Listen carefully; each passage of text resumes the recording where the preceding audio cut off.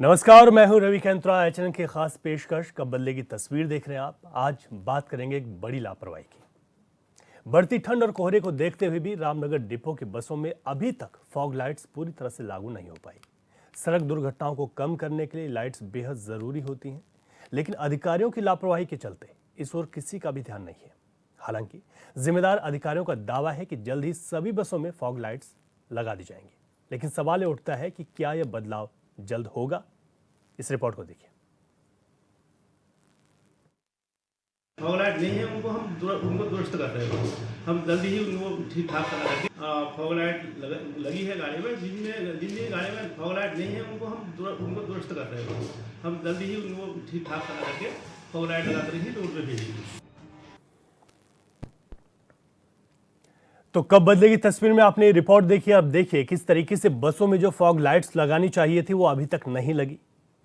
कुछ लोग इसमें अधिकारियों को बचाने की भी कोशिश कर रहे हैं, लेकिन हकीकत जब सामने आई, सारी जो पोल है वो खुलकर सबके सामने है कि बसों में अगर फॉग लाइट्स लगा दी जाती तो यहां पर इस तरीके के सवाल नहीं उठते, और अगर कोहरे के चलते कोई बड़ा हादसा होता है तो आखिर फिर जिम्मेदार कौन है।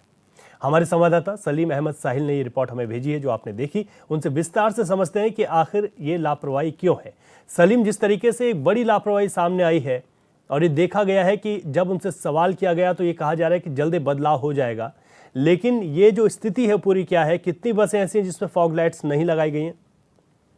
जी देखिए रवि, मैं आपको बता दूं, ये पूरा मामला है रामनगर के डिपो से जुड़ा हुआ, और यहाँ से बसें जो हैं देश के कोने कोने को यहाँ से निकलती हैं, चाहे वो दिल्ली हो, देहरादून हो, यूपी हो, गाजियाबाद हो, इस तरीके से यहाँ से निकल करके जाती हैं। लेकिन जिस तरीके से ये मामला जब उजागर हुआ, जिस समय हमारी टीम मौके पर पहुंची और हमारे द्वारा जब वहाँ यात्रियों से बात करी गई और जो चालक थे बस के, उनसे बात करी गई, तो उनके द्वारा बताया कि वो बहाने बनाने लगे कि ये जो लाइटें हैं जल रही हैं, फिलहाल तार हिली हुई है या काम नहीं कर रही हैं। कभी कह रहे हैं जल रही हैं लाइटें, मैं जला के दिखाता हूँ, वो लाइटें नहीं दिखा पा रहे जला करके। तो कहीं ना कहीं पूरा मामला जो है बहानों से भरा हुआ था कि हाँ लाइटें हैं, लेकिन वास्तविकता जो है वो सब इससे हट करके थी। क्योंकि जिस तरीके से देखा जाता है कि सर्दियों के मौसम में फॉग जब रोडों पर आता है तो दिक्कतें हो जाती हैं, उससे एक्सीडेंट की जो संख्याएं होती हैं वो बढ़ जाती हैं। कई बार ऐसा एक फिगर निकल के सामने आता है जिसे देख करके हर कोई दंग रह जाता है। अभी बीते दिनों मरचूला में एक हादसा हुआ जिसमें 34 लोगों की जान चली गई। चाहे वो लापरवाही चालक की रही हो या ब्रेक फेल हो, टेक्निकल कोई प्रॉब्लम रही, लेकिन लोगों ने को अपनी जान से हाथ गंवाना पड़ा था। उसके बाद जब ये जिस तरीके से ये सरकारी महकमा है उत्तराखंड परिवहन विभाग, उसके बाद भी ये देखने में आ रहा है कि ये लोग इस तरीके से लापरवाही कर रहे हैं कि जो फॉग लाइटें हैं उनको रिपेयर करने की बात कर रहे हैं, नहीं बदलने की बात कर रहे हैं, लेकिन जमीनी स्तर पर तो कुछ ऐसा दिख ही नहीं रहा है। जी, ये बड़ा सवाल है साहिल की। जमीनी स्तर पर जब आपने देखा तो ऐसा नहीं है, और आपने मार्चुला का जिक्र किया, वाकई में इतनी जानें वहाँ पर गई थी, भले ही वो कारण कुछ भी रहे हों, लेकिन उसके बाद खुद सरकार बेहद गंभीर नजर आई। मुख्यमंत्री लगातार इस बात को कह रहे हैं कि प्रदेश में जो सड़क हादसे हैं उनको रोका जाए और इसके लिए हर संभव कोशिशें की जा रही हैं, पूरा बजट उपलब्ध कराया जा रहा है, लेकिन अधिकारियों की बड़ी लापरवाही है। ऐसे लगता है जैसे किसी बड़े हादसे का इंतजार कर रहे हो। अधिकारियों से जब आपने बातचीत की है, क्या कुछ यहाँ पर अपनी सफाई? जी देखिए, मैंने आज भी बात की अधिकारी से, इसमें जो आनंद सिंह अधिकारी हैं, इसमें जो रोडवेज के आरएम हैं, उनसे मेरी आज भी बात हुई। पहले जब मैंने उनको फोन किया तो उनका ये कहना था कि हमारे द्वारा जो है लाइटों की रिपेयरिंग की जा रही है, कुछ जगह नई लाइटें लगाई जा रही हैं और हमारी जो है टीम लगी हुई है। उसके बाद फिर दोबारा मेरे द्वारा उनसे कॉन्टेक्ट किया गया था कि इनकी फिगर बताइए आप कि कितनी आपने लाइटें अभी तक लगाई हैं। तो उनका कहना था कि हमारे द्वारा सभी लगभग सभी जो रोडवेज बसें हैं उनमें लगा दी गई है, और जिनमें नहीं लगी है उनको हमने डिपो में खड़ा किया हुआ। जब उनको हम डिपो से बाहर निकालेंगे तो फॉग लाइट लगाकर ही निकालेंगे। लेकिन जब संचालकों से हमारी बात होती है, यात्रियों से हमारी बात होती है, तो वो तो तस्वीर अलग ही बयां करते हैं।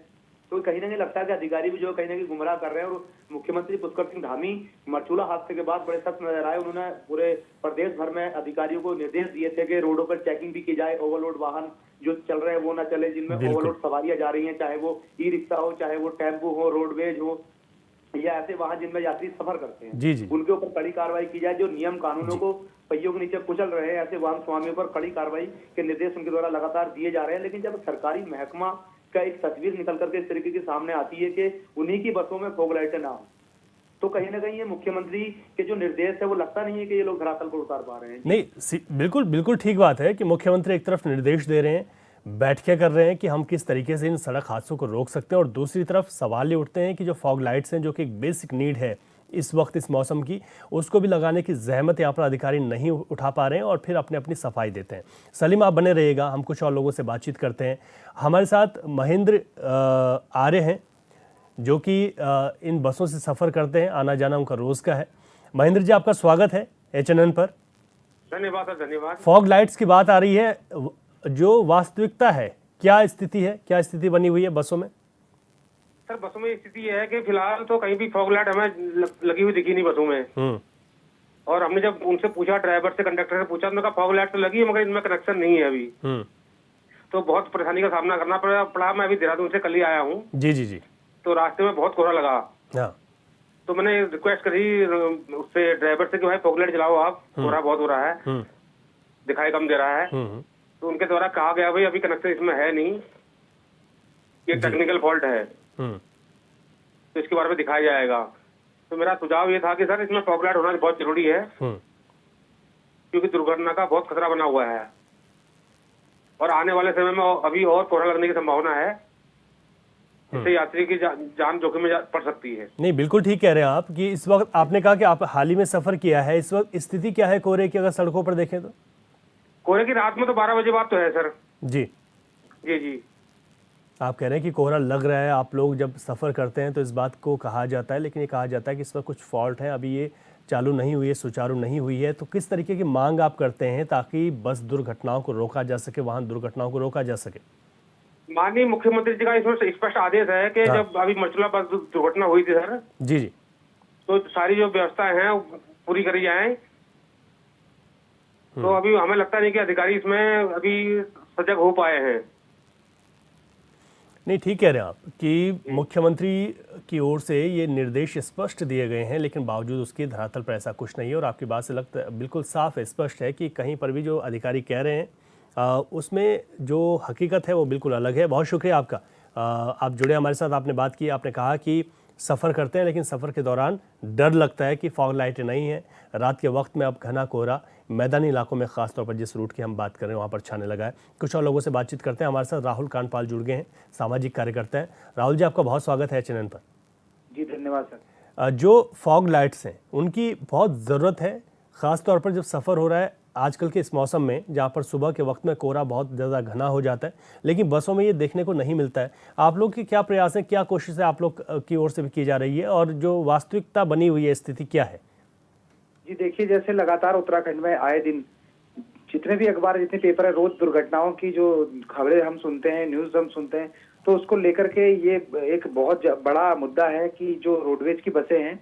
जी देखिए, अभी थोड़े दिन पहले रामनगर की एक रोडवेज के कर्मचारी के द्वारा साइड पे वो रोड से अलग होकर के चली गई थी, और जो रामनगर से लेके हमारा काशीपुर जो NH है, हाईवे है जी सर, जंगल के होने के कारण फॉग बहुत ज्यादा वहां पर लगता है, क्योंकि नाला भी उसके साथ साथ लगा हुआ है। ठीक बात है। तो काफी बहुत ज्यादा जरूरत है इन फॉग लाइटों की, क्योंकि देखिए एक आदमी अगर सफर करता है तो उसकी जो पूरा उसका जीवन होता है वो उस ड्राइवर के हाथ में होता है। अगर ड्राइवर को कुछ नहीं दिखेगा तो जितने भी यात्री हैं सभी की जान को खतरा बना रहेगा सर, क्योंकि हर किसी से जो भी उसमें सफर करेगा उनके घर के सदस्यों की, चाहे वो किसी का बेटा हो, किसी का माँ हो, किसी के बाप हो, कई बच्चे सर इस एक्सीडेंट के कारण वो अनाथ हो चुके हैं। कई लोगों के माता पिता ऐसे एक्सीडेंट का शिकार हुए हैं कि वो बच्चे आज अनाथ हैं। तो इसलिए बहुत ज्यादा जरूरत है सर इस टाइम पे इन फॉग लाइटों की। नहीं, बिल्कुल ठीक कह रहे हैं आप। और उत्तराखंड के लिहाज से अगर बात की जाए तो यहाँ की जो भौगोलिक परिस्थितियाँ हैं, कि यहाँ की जो सड़कें हैं वो उतनी दुरुस्त हैं भी नहीं कि वहाँ पर जो है इस तरीके से कुछ लापरवाही चले और हादसे ना हो। और बहुत सारे हादसे हमने देखे, मार्चुला बस हादसा हमारे सामने, इससे पहले भी हम अगर बात करें तो इस तरीके के तमाम हादसे हुए हैं। मैदानी इलाकों के हादसे की बात करें तो हमने देखा है कि घने कोहरे के चलते, अब तो कई खबरें आने भी लगी हैं, घने कोहरे के चलते जो है आपस में कई गाड़ियाँ टकरा जाती हैं। अब फॉग लाइट्स नहीं है, आप लोग क्या मांग करते हैं जिम्मेदार अधिकारियों से कि वो जल्द से जल्द इसमें बदलाव कर पाए? हमारे जितने भी परिवहन निगम के अधिकारी हैं, हमारी ये मांग है कि आप इस मुद्दे को गंभीर से लें, गंभीर मामला है। और जितने भी हमारी रोडवेज की बसें हैं, एक तो वो दुरुस्त होनी चाहिए, और जो फॉग लाइटें हैं उनमें जरूर लगनी चाहिए, निर्देश करने चाहिए सरकार ने। हम सरकार से भी ये मांग करते हैं और अधिकारियों से भी मांग करते हैं कि आपके द्वारा जितने भी जल्दी हो सके, क्योंकि कोहरा तो लगभग रोज सुबह शाम लग ही रहा है। जी जी जी। तो इसलिए हम चाहते हैं कि हर जो भी यात्री यात्रा करे और वो अपने घर से निकले तो वो सुरक्षित अपने घर पर पहुंचे। अच्छा, अधिकारी कितने लापरवाह आपको लगते हैं कि इस मामले पर बने हुए हैं?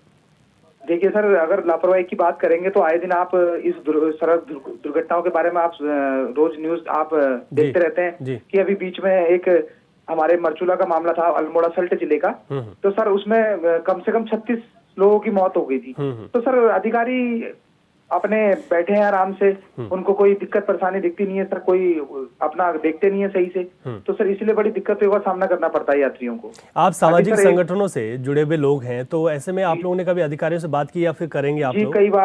कई बार उनके पास जाते हैं, और कई बार जो हमारे साथी हैं उन लोगों ने भी जाकर के वहाँ उन लोगों को बातचीत उनसे की है। और अभी नया एक मामला था सर, पिथौरागढ़ में जो सेना की भर्ती चल रही थी, जी जी। उस टाइम पे भी सर इतनी किल्लतें हुई, जो रोडवेज का वो मामला काफी छाया उत्तराखंड में उस टाइम पे, और सोशल मीडिया पर भी छाया था सर।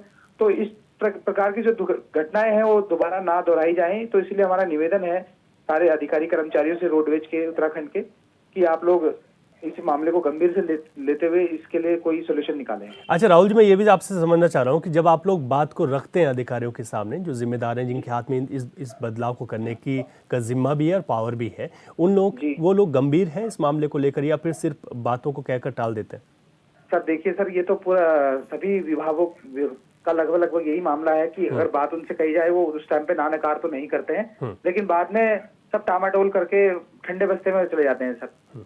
ना के बराबर कार्रवाई होती है। नहीं, बिल्कुल ठीक कह रहे हैं आप, ना के बराबर कार्रवाई होती है, और यूँ लगता है किसी बड़े हादसे का इंतजार किया जा रहा है। बहुत शुक्रिया राहुल जी, आप जुड़े हमारे साथ, और आपने विस्तार से बताया कि किस तरीके की दिक्कतें बनी हुई हैं, और उन दिक्कतों पर तमाम बावजूद इसके कि जो आप लोग सवाल उठाते हैं, अधिकारियों से मिलते हैं, उसके बावजूद भी यहाँ पर काम नहीं हो रहा है। एक बार फिर से सलीम आपके पास आ रहा हूँ। अब सवाल यह है कि जब आपने अधिकारी से पूछा, उन्होंने कहा कि ठीक है इसमें जल्द बदलाव किया जाएगा, लेकिन आप जब कुछ जो रोडवेज के जुड़े हुए कर्मचारी हैं, चाहे वो यहाँ पर वाहन चालक हो, परिचालक हो, उनकी ओर से कहा जा रहा था हाँ ठीक है लाइटें लगी हुई हैं, यानी कि ये भी एक तरीके से बड़ी लापरवाही सामने दिखाता है। तो इसके पीछे क्या वजह हो सकती है? जी देखिए, अभी बिल्कुल ये सही बात है कि जिस तरीके से फॉग लाइटों का ना जलना, इस कोहरा का मौसम भी अब आ गया है, लगातार कोहरा दिन ब दिन बढ़ने पे ही रहेगा, और लगातार कोहरे बढ़ने से घटनाएं जो है वो बढ़ती जाएंगी। लेकिन फॉग लाइट ना लगने से कहीं ना कहीं चालक की जिंदगी भी दांव पर होती है। जिसमें बस में आप सफर कर रहे हैं, उसमें जो चालक बस को चला दे, उसको आगे कुछ दिखेगा नहीं, तो दुर्घटना होगी, तो जरूरी नहीं कि उसमें यात्रियों की जान जाती है, यात्रियों को ही चोटें लगती है। जी जी जी। उसमें बस ड्राइवर की कई बार जान चली जाती है उसमें, तो कहीं ना कहीं उनकी भी जान को जोखिम बना हुआ, लेकिन मजबूरी है कि नौकरी करनी है। अब अधिकारियों की जिम्मेदारी, ड्राइवर तो सिर्फ बता सकते हैं जाकर के जो चालक होते हैं उसके कि भी इसमें ये दिक्कत आ रही है, सही करवाना या ना करवाना जो अधिकारी मौजूद है वहाँ, चाहे वो वर्कशॉप के अधिकारी हो, चाहे वो जो आरंभ लेवल के अधिकारी जो वहाँ बैठे हुए, जिनकी जिम्मेदारी में पूरा डिपो चल रहा है, वो उनकी भी जिम्मेदारी बनती है। और फॉग लाइट के साथ साथ हर बस के अंदर फर्स्ट एड किट भी होनी चाहिए, कि अगर कोई अनहोनी होती है, बस से कोई हादसा होता है, तो फर्स्ट एड उनको बस में दे दिया जाए, क्योंकि ये भी एक नियम भी होता है कि फॉग लाइटों के साथ साथ फर्स्ट एड किट भी इसके अंदर मुहैया होना जरूरी होता है। जी बिल्कुल, आपने ठीक कहा कि तमाम जो नियम है, उन नियमों को कम से कम पूरा करें अधिकारी, तो यहाँ पर जो है चीज़ें सुधर सकती हैं। लेकिन ये लगता है कि जहाँ पर अधिकारियों की जो जिम्मेदारियां वो निभाते हुए नज़र नहीं आते। सलीम, यहाँ पर अगर बात की जाए तो रोज़ाना अगर हम रामनगर डिपो की बात करें, कितने यात्री यहाँ पर सफ़र करते होंगे इन बसों से? देखिए, अगर रोजाना की अगर हम बात करें तो ये संख्या हजारों में पहुंच जाती है, क्योंकि लगभग आप 49 बसें वो हैं जो जिन पर अभी बीच में आपने सुना होगा कि रामनगर से हमने खबर प्रकाशित की थी अपने SNN के माध्यम से ही। उसमें बताया गया था किस तरीके से दिल्ली में जो है कुछ बसों पे वैन लगा दिया गया था, तो उस समय पे 11 बसें जो थी यहाँ से जा रही थी पर डे दिल्ली, और अब जो ये संख्या जो बढ़कर 24 हो चुकी है, खाली जो दिल्ली से ही अप डाउन कर रही है। बाकी जो देहरादून जाती है या अन्य स्टेटों में यहाँ से निकलती है, चाहे यूपी हो, चाहे यूपी से लगे हुए और राज्य हो, उनके लिए जब बसें आती थी लगभग जाकर के लगभग मेरे साथ 50 से ऊपर ये संख्या पहुंच जाती है। तो इतनी बसें लगातार चल रही हैं, फिर अदर स्टेटों से भी बसें पहुंचती हैं यहाँ पे। जरूरी नहीं कि उत्तराखंड परिवहन निगम की बसें यहाँ से जा रही हैं और वही लोड करके यहाँ पे आ रही है, तो वो भी आती हैं। तो जब उत्तराखंड में एंट्री आप कर रहे हैं अगर, तो उन पर भी फॉग लाइटों की तो नियम उन पर भी लागू होता है। तो इस तरीके से अगर आप बस संख्या हजारों में जाती है यात्रियों की पर डे। जी, और इतने यात्री यहाँ से सफ़र करते हैं, बावजूद इसके भी जो जिम्मेदार अधिकारी हैं वो गंभीर नहीं है, ये बड़ा सवाल है। ठीक है सलीम, हम कुछ और लोगों से बातचीत करते हैं ताकि यहाँ पर ये तस्वीरें बदल सके, और आपके पास एक बार फिर से आऊँगा, लेकिन उससे पहले कुछ और लोग हमारे साथ इस वक्त जुड़ रहे हैं। मैं उनसे बातचीत कर लेता हूँ कि आखिर यहाँ पर जो स्थितियाँ बनी हुई हैं, उन स्थितियों को सही करने में यहाँ पर काम क्यों नहीं हो रहा है। हमारे साथ अनिल अग्रवाल जुड़ गए, प्रदेश महासचिव हैं व्यापार मंडल के। अग्रवाल जी, बहुत स्वागत है आपका HNN पर। अग्रवाल साहब, जिस तरीके से स्थितियां बनी हुई हैं, और हम इस वजह से इस बात को कह रहे हैं क्योंकि उत्तराखंड में वाहन दुर्घटनाएं सबको झकझोर देती हैं, काल के ग्रास में कई जानें चली जाती हैं, लेकिन जो विभाग हैं, खासतौर पर परिवहन विभाग, अगर उनकी इस तरीके की जो जवाबदेही बनती है उस पर गंभीरता नहीं दिखती है, तो बड़ा दुख होता है और बड़ा अजीब लगता है। आप लोगों का क्या कुछ कहना है इस पर? देखिए, इसमें ऐसा है, जो हमारे यहाँ उत्तराखंड का परिवहन निगम है जी, इसमें बसों, अधिकांश बसों की चलने की लिमिट पूरी हो चुकी है। हाँ। उन बसों का रख रखाव सही तरीके से नहीं होता है। अभी पिछले दिनों में 1 महीने के अंदर 3 बसों के स्टीयरिंग फेल हो चुके हैं। एक बस तो गिरी गई, एक बस पहाड़ पर जाके टकराई, एक बस पेड़ से जाके रोकी। इस तरीके से इन बसों का, अच्छा फिर रोडवेज की, उत्तराखंड रोडवेज की बसों के टायर भी इतने घिसे हुए हैं कि वो कभी भी दुर्घटनाग्रस्त हो सकते हैं। अच्छा, सारे हिंदुस्तान को पता है कि अब ये जाड़ों का मौसम आ रहा है, इसमें कोहरा पड़ेगा। जी। तो जो फॉग लाइट होती है वो रोडवेज की बसों में भी सभी गाड़ियों में लगती है, कारों में, बसों में, ट्रकों में। अभी तक रोडवेज के प्रबंधन ने फॉग लाइटों को लगाने के आदेश अपने बसों के फोरमैनों को नहीं दिए। तो ये बसें जब चलेंगी और कोहरा होगा तो निश्चित तौर पे दुर्घटनाएं होंगी, और दुर्घटना में नुकसान होगा हमारे यात्रियों का जी। इनका तो कुछ होगा नहीं जी। तो ये उत्तराखंड का जो रोडवेज है वो इतना घिसा पिटा हो गया है कि वो तो ये कहो कि दिल्ली में ग्रेप 4 सुप्रीम कोर्ट ने उस पर रोक लगा दी, तो 3 और 2 पे आ गई, तो 30 बसें बढ़ गई उत्तराखंड की दिल्ली जाने वाली, और नहीं तो 11 बसें रह गई थी कुल उत्तराखंड की दिल्ली जाने वाली रोडवेज की। नहीं, ठीक कह रहा कि जिस तरीके से वहाँ पर प्रदूषण के चक्कर में जो BS6 वहाँ पहुँच रही हैं और उसमें भी जो नई बसों की खरीद हो रही है, लेकिन एक तरफ सरकार की अगर देखें अग्रवाल जी, तो सरकार की ओर से मुख्यमंत्री खुद इस बात को लेकर कई बार कह चुके हैं कि नई बसों का बेड़ा जो है, बसों का बेड़ा बढ़ाया जाएगा। अधिकारियों को स्पष्ट निर्देश हैं, कई बैठकें हो गई, बरचुला में बड़ा हादसा हुआ था, उसके बाद लगातार पूरी सरकार इस पर फोकस कर रही थी कि परिवहन की इन दुर्घटनाओं को कैसा रोका जा सके। लेकिन जब इस तरीके के सवाल उठते हैं तो ये अपने आप में बड़े अजीब हैं। देखिए सर, ऐसा है, इसमें ये जो मुख्यमंत्री जी का कहना है ये सब हवा हवाई है। बसें आएंगी पैसे से, पैसा तुम्हारे पास है नहीं खर्च करने के लिए। रोज कह देते हैं 150 बसें आ रही हैं, 100 बसें आ रही हैं, 250 बसें आ रही हैं, 300 बसों का अनुबंध हो गया, उसमें 150 रोडवेज निगम खरीदेगा, 150 अनुबंधित होंगी। वो हैं कहाँ? वो धरातल पर तो नहीं उतर रही। धरातल पर उतरे तब तो ये हमारे रोडवेज की बसें कहीं पर भी जाएंगी, कहीं फेल होने का सवाल ही पैदा नहीं होता। अच्छा, फिर दूसरी बात क्या है, जो ग्रेप 4 दिल्ली में लगाना पड़ा, अब ग्रेप 2 और 2-3 चल लिया है, वो स्थिति हमारे उत्तराखंड में नहीं है। नहीं तो उनकी बसें भी यहाँ पर हम रोक सकते थे, उत्तराखंड में आने से हमारे यहाँ भी प्रदूषण बढ़ता, ज्यादा मतलब लिमिट से बाहर हो जाता। तो ये जो समस्या है, ये समस्या सरकार के फेल्योरनेस की है। सरकार किसी भी हालत में अपनी जिम्मेदारी से भाग रही है। अच्छा, आप लोग क्या चाहते हैं, किस तरीके का क्या यहाँ पर चीजें होनी चाहिए ताकि तमाम चीजें सुधर जाएं, ठीक हो जाएं? इसके लिए हर डिपो में एक इस तरीके का अधिकारी बैठना चाहिए जो इन चीजों का संज्ञान ले कि किस बस के टायर घिसे हुए हैं, किस बस में 15 साल पूरे हो गए हैं, या कौन सी बस खराब हो रही है, किस बस को किस चीज की जरूरत है। और इनकी बसों के तो, आधी बसों के तो सारी सीटें फटी हुई हैं, सवारी बैठती है, आधी बसों में शीशे नहीं है। अब ये जाड़े चल रहे हैं, आदमी ठिठुर रहा, यात्री ठिठुर रहा।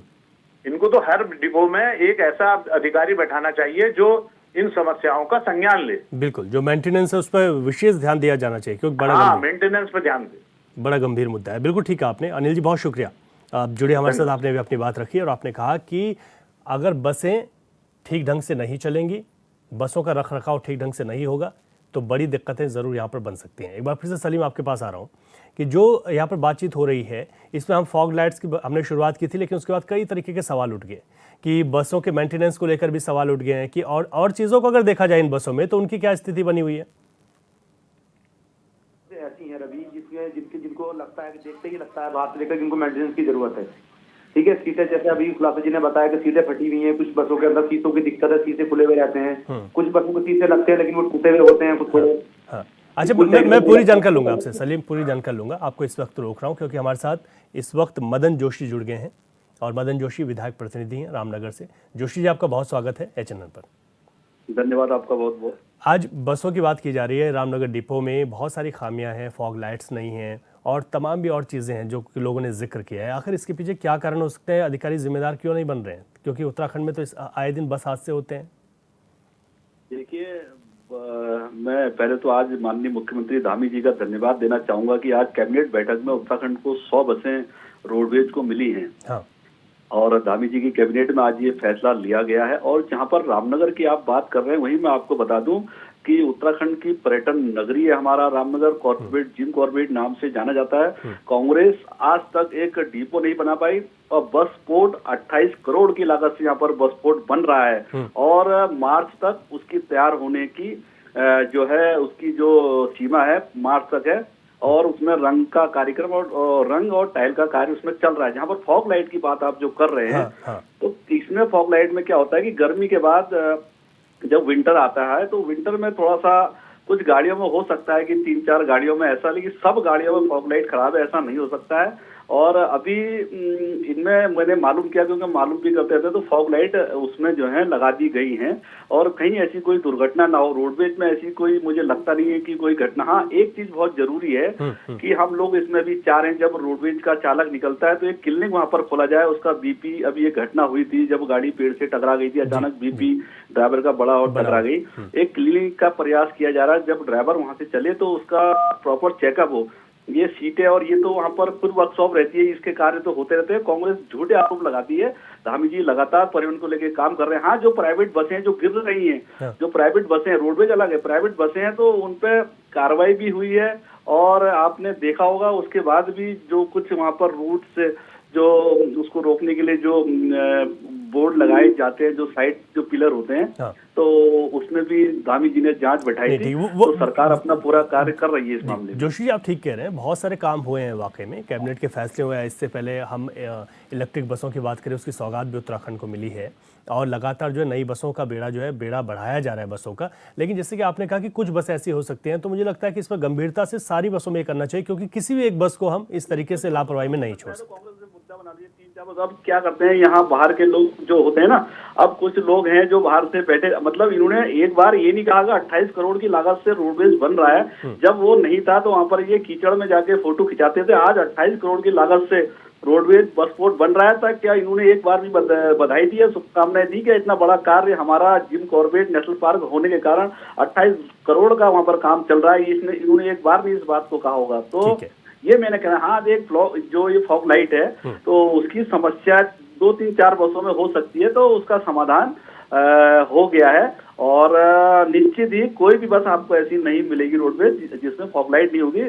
सरकार इसके लिए बहुत गंभीरता से कार्य कर रही है। ठीक है, ये अच्छी बात है और हमने आपके संज्ञान में इस बात को इसी वजह से आपके साथ बातचीत भी की है, ताकि आप लोग अगर कुछ ऐसी बसें हैं तो उसको लेकर भी प्रमुखता से इस बात को उठाएंगे।